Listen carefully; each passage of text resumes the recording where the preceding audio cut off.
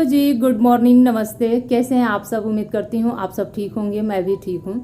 तो सुबह के 9:30 का टाइम हो रहा है और मैं नहा धो के हल्का फुल्का मेकअप वगैरह करके तैयार हो गई हूँ। सामने ये बेड पे लेटे हुए थे तो इनसे हमारी कुछ बात हो रही थी।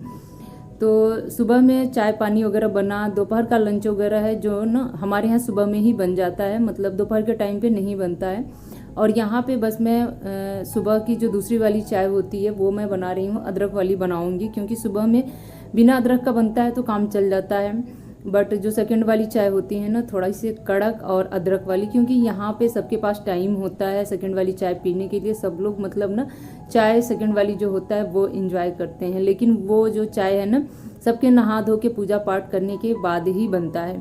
तो अभी तो हमारे यहाँ पूजा पाठ वगैरह कुछ भी नहीं हो रहा है, बट देखा जाए तो सब लोग नहा धो के लगभग मतलब फ्री हो गए हैं मॉर्निंग के टाइम पे। तो बस मैं वही बना रही हूँ, कड़क वाली चाय। और साथ के साथ अपना जो भी किचन का काम है यानी कि समेटने का काम है वो मैं करूँगी। सुबह के टाइम पे मैं बता दूँ ना कि मेरे यहाँ ससुराल में नाश्ता वगैरह नहीं बनता है, क्योंकि यहाँ पे कोई नाश्ता वगैरह उस तरह का, मतलब जैसे रोटी सब्जी, पराठा सब्जी, पूड़ी सब्जी कोई करता नहीं है। हल्का फुल्का फ्रूट वगैरह ले लिए तो ले लिए, नहीं तो मॉर्निंग के टाइम पे पहली चाय, बीच में कोई आया गया तो फिर चाय बनता है। और जो दूसरी वाली चाय है वो तो खैर मतलब इस टाइम पे बनता ही बनता है। तो मैं बता दूं ना कि सीधे ये लोग लंच कर लेते हैं, और जो लंच का टाइम है ना वही 11 बजे, 11:30 के आसपास में हो जाता है। फिर सीधे शाम को चाय और सीधे रात को डिनर। तो ये रूटीन होता है हमारे यहाँ ससुराल में खाने पीने का। तो बहुत ज़्यादा झंझट नहीं था सुबह के टाइम पे। अब यहाँ पे क्या है, गोरखपुर में क्या है कि सुबह के टाइम पे नाश्ता बनता है, बच्चों का टिफ़िन बनता है, फिर लंच बनता है। तो इस तरह का काम वहाँ पे नहीं था। एक ही बार बना लो, चावल दाल रोटी सब्जी जो भी बनाना है। और आजकल जो भी है थोड़ा सा मतलब कि छन्ने बघरने वाला चीज़ नहीं बन रहा है, सिंपल भोजन ही बन रहा है। आप सबको पता ही है कि अभी मतलब जब तक 13वीं नहीं हो जाएगी तब तक ऐसा कुछ मतलब किचन में या फिर बाहर कहीं भी कुछ भी नहीं बनेगा। तो इस वजह से यहाँ पे मैं बता दूं कि चाय मेरी धीमे धीमे पक रही है और यहाँ पे किचन को मैं सेट करने में लगी हूँ। कप वगैरह, डब्बे वगैरह थोड़ा बहुत इधर उधर हो गए थे, उसी को और आप सबको ये भी दिखाने की कोशिश कर रही थी ना कि मेरी मम्मी जी किचन को किस तरह से साफ़ सुथरा और व्यवस्थित रखती हैं इस उम्र में। अभी हम लोग की जो उम्र है मिडिल एज है, आप लोग देख ही रहे हैं, और हम लोग भी काम करते करते थक ही जाते हैं, घर गृहस्थी संभालते संभालते। लेकिन इनका जो किचन है कुछ इस तरह से है, आप लोगों को वीडियो में दिखाई दे रहा है। और कैसा है आप लोग कमेंट करके ज़रूर बताइएगा। एकदम नीट एंड क्लीन। देखिए सारी चीज़ें ऑर्गेनाइज करना उनके बस की बात नहीं है इस एज में। अगर वो घर गृहस्थी संभाल ले रही हैं, यही बहुत बड़ी बात है। तो कैसा लगा आप लोग बताइएगा। खैर मैं बता दूं ना कि जब हम सब लोग साथ में रहते थे, मेरी नंदे वगैरह थी, तब उस टाइम पे ना किचन मतलब उस टाइम के हिसाब से ना बहुत ही वेल मेंटेन रहता था। मतलब सारी चीज़ें अपनी जगह पे और बहुत ही मतलब जो फुल होता है ऑर्गेनाइज उस तरह से करके सब लोग रखते थे। खैर कोई बात नहीं, समय समय की बात है। इस टाइम पे मम्मी जी से जितना हो पाता है उतना करती हैं, लेकिन सब कुछ नीट एंड क्लीन है। आप लोगों को ये मैं दिखाने की कोशिश कर रही थी। अभी तो मुझे आए हुए 3 ही दिन हुआ। मैं बता दूं दिवाली के बाद का यानी कि तीसरे दिन का ये व्लॉग है। शायद दिवाली 1 को थी, 3 तारीख की ये वीडियो है, मैं बता दूँ। और चाय यहाँ पे मेरा बन चुका है, किचन भी लगे हाथ मैं समेट दी हूँ। जैसे ना हम ही लोग काम करते हैं, मैं हूँ, मेरी दौरानी है, तो डब्बे वगैरह ना इधर उधर कभी कभार जल्दीबाजी के चक्कर में हो ही जाते हैं। तो एक बार उनको मैं सेट करके रख दी हूँ, एक कलर के डब्बे एक पास, और बाकी जो थोड़ा सा दूसरे कलर के हैं उनको मैं एक पास रख दी हूँ। अब सबकी चाय यहाँ पे छान के बस मैं लेके घूम रही थी कि कौन कहाँ है मैं दे दूँ। सभी लोग एक पास तो नहीं रहते हैं, कोई बाहर न्यूज़पेपर पढ़ रहा है, तो कोई टीवी वाले कमरे में सोफे पे बैठा है, कोई अपने बेडरूम में है, कोई कहीं है। तो बस मैं यहाँ पे सबको ढूंढ के दे रही थी, और मम्मी जी भी नहा धो के आ गई थी। और अभी आप लोगों ने वीडियो के क्लिप में देखा, वीर को आज खुद वो नहलाई थी। नहलाने के बाद मतलब उसका पानी वगैरह जो भी था वो पोंछ के उसको तैयार से करा दी है। यहाँ पे फिर डैडी जी भी आ गए थे, तो सब लोग बैठ के चाय इंजॉय करेंगे और बैठ के बातें करेंगे। थोड़ा बहुत बातें वगैरह करने के बाद ना फिर लंच की बारी आ जाती है, तो बस सबको निकाल के लंच करा दूंगी। हाँ, मेरे यहाँ क्या एक चीज़ और क्या है ना कि मेरे यहाँ आगे पीछे कोई लंच नहीं करता है। अगर घर पे सब लोग हैं, हाँ किसी को जाना है तो सुबह जल्दी कुछ खा पी के निकल गया तो निकल गया, वरना अगर घर पे सब लोग हैं, जैसे मेरे सास ससुर, देवर देवरानी, हम हस्बैंड वाइफ, हमारे बच्चे, उनके बच्चे, तो क्या है ना कि सब लोग एक साथ लंच करते हैं। मतलब एक बार में मैं बता दूँ ना कि 8 से 10 थाली लगती है सबकी, छोटे बड़े सबकी मैं बात कर रही हूँ, और सब लोग एक साथ बैठ के खाते हैं, चाहे वो रात का डिनर हो चाहे दोपहर का लंच हो। तो इस तरह से ना बहुत अच्छा लगता है। इस बात पे मतलब कुछ लोग ये भी पूछते हैं ना कि ऐसा क्यों, तो शुरू से मतलब ऐसे ही हम लोग खाते पीते आए हैं। मैं बता दूं, जब से मेरी शादी हुई ना तब से लेके आज तक मतलब ये चीज़ ना कभी आगे पीछे नहीं होता है। जब घर में सब लोग रहेंगे तो एक साथ ही खाना खाएंगे, एक ही पास बैठ के। तो आप लोग देख ही रहे हैं, यहाँ पे कम से कम 4 से 5 थाली लगा रही हूँ। और कभी कभी ऐसा होता था ना कि मैं अकेले लगाती थी जब मेरी देवरानी नहीं थी। खैर अभी इस टाइम पे है तो मतलब हाथ बटा देती है, तो बस बीच बीच में वो मतलब हम चावल निकाल रहे हैं तो वो दाल, फिर रोटी, फिर सब्जी, फिर चटनी, अचार जो भी होता है वो सब निकाल निकाल के एक एक थाली एक एक लोगों के पास पहुंचाया जा रहा है। तो इस तरह से हम लोग ससुराल में मतलब खाना वगैरह खाते हैं। आज मैं ये बात आप लोगों के साथ शेयर कर रही हूँ। मैं बता दूं कि मेरी नंदू की जब शादी नहीं हुई थी तब भी यही नियम चलता था, और उन लोगों की शादी हो गई है, वो लोग अपने मायके से ससुराल आते हैं ना, तब भी यही सारी चीज़ें होता है। मतलब एक ही साथ चलता है, सबका आगे पीछे नहीं होता है। हाँ, एक टाइम पे होता है जब किसी को बाहर जाना हो किसी काम से, तो भैया तो खा पी के जाएगा ही जाएगा।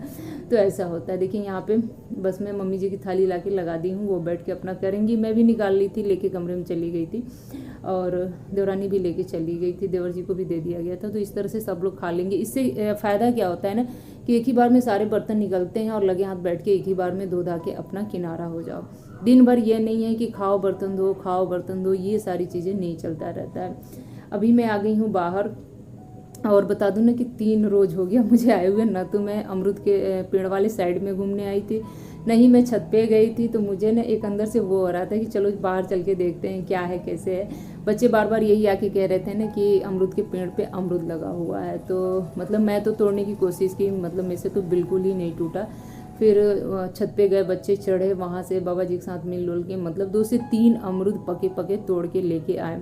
और ये जो अमरूद का पेड़ है ना, मैं बता दूं कि 12 मासी है। मतलब मैं जब भी जाती हूँ, चाहे गर्मियों की छुट्टी में जाऊँ, सर्दियों में जाऊँ, या छठ पूजा दिवाली के आसपास में जाऊँ, मतलब अमरूद एक आध मतलब मिलेगा ही मिलेगा, और वो भी बड़े बड़े साइज़ का फुला फुला सा मिलेगा। तो खैर वो तो हो गया। यहाँ पे बस मैं अरबी के पत्ते वगैरह तोड़ रही थी, इसलिए कि इसकी मैं आज बनाऊंगी पकौड़ियाँ। हमारे यहाँ घर में सबको बहुत पसंद है अमरूद। देख लीजिए, मैं आप लोगों को दिखा दे रही हूँ।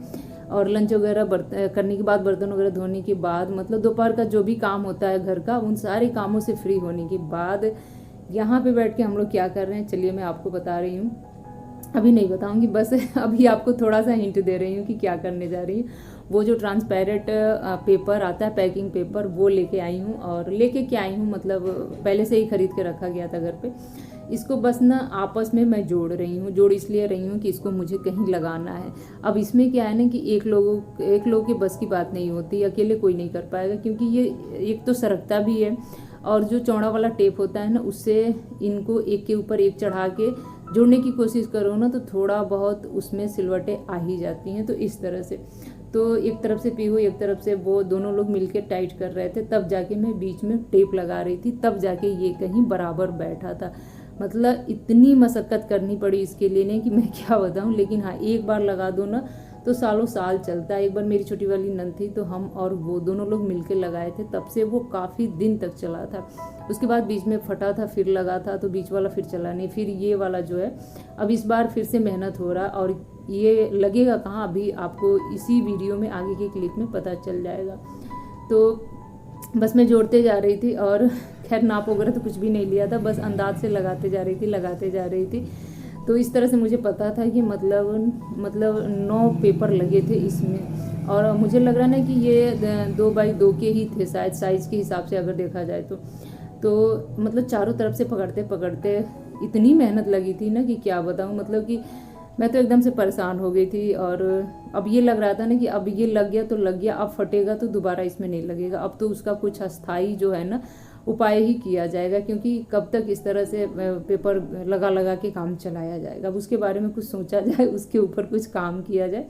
तो जी फाइनली चारों तरफ से मैं चौड़े वाले टेप से इसको अच्छे से एक पे एक चढ़ा के मैं मतलब कि एकदम ज्वाइंट कर दी हूँ। अब ये इधर उधर सरकेगा नहीं, और बीच से फटेगा भी नहीं। अब चलिए मैं बता रही हूँ, ये है बाहर का गेस्ट रूम, बहुत ही बड़ा है। इसमें 2 सोफे, 2 डबल बेड आराम से आ गए हैं। और ये जो वॉल में बना हुआ है शोकेस, इसमें कुछ फ्लावर पार्ट हैं, कुछ कोलाज फोटो, कुछ पुराने फ़ोटो, कुछ मतलब बहुत ही पुराने हैं। तो इन सारे फ़ोटो वगैरह को पोंछ के यहाँ पे बस हम लोगों ने लगा दिया था, और ये पहले से ही इसमें लगे हुए थे। तो इसके ऊपर लगाएंगे हम लोग वो वाला पॉलीथीन जो अभी मैं चिपका रही थी, जोड़ रही थी, वो वाला। और इस तरह से कवर कर देंगे ना, तो अंदर धूल मिट्टी वगैरह जाने का मतलब चांस ही नहीं रहता है। मतलब साल 2 साल 3 साल तक अगर इसको कोई छेड़े ना, बच्चे थोड़ा बहुत क्लिप से फाड़े ना, तो ये आराम से 3 से 4 साल तक चल जाता है। मैं आप लोगों से बता रही हूँ। अब ये गड़बड़ कहाँ से होता है ना, कि हम लोग चिपका देते हैं, फिर बीच में हमारे बच्चे, चाहे किसी के भी बच्चे हों, खेलते खेलते कुछ ना कुछ इसमें चुभो देते हैं या बीच से चीरा लगा देते हैं, तब जाके ये फटता है। नहीं तो अगर इसको छेड़ा ना जाए ना, तो काफ़ी आराम से चल जाता है। और ट्रांसपेरेंट होने के नाते देखिए आर पार एकदम साफ दिखता है। तो बस ये देखा जाए तो ये एक जुगाड़ ही है, बिना पैसों वाला। मतलब कि 20 से 30 रुपये में समझ लीजिए कि पूरा काम फिनिश। तो यहाँ पे चारों तरफ से अभी हम लोग टेम्प्रोरी टेप लगा रहे हैं, और जब ये अच्छे से बैठ जाएगा ना, तो फिर चौड़े वाले टेप से चारों तरफ से इसको कवर कर देंगे, तो ये एकदम हो जाएगा परफेक्ट। जी सिर्फ एक वजह से ये पूरा जो मेरा गेस्ट रूम है एकदम से विखरा विखरा सा लग रहा था, इसकी हालत एकदम से जर्जर हो गई थी। और आज इस काम को करके फाइनली गेस्ट रूम का जो सेटअप था वो तो मैंने ठीक कर ही दिया, और इतने से बहुत सुंदर भी लग रहा था। और इसके बिखरे हालत मुझसे देखा नहीं गया। तो चलिए लेती हूँ आज आपसे विदा, और मिलती हूँ एक और नए ब्लॉग में। मेहनत तो काफ़ी लगी, लेकिन हाँ इस काम को करके सुकून भी मिला, क्योंकि एक काम था जो महीनों से पेंडिंग था। बीच में छुट्टी में मैं गई थी, उस टाइम पे इस काम को नहीं कर पाई थी। तो चलिए इसी के साथ बाय बाय फ्रेंड्स। फाइनली हम और देवरानी, पीहू, मम्मी जी सब लोग मिल के मेहनत किए और ये काम मेरा हो गया है।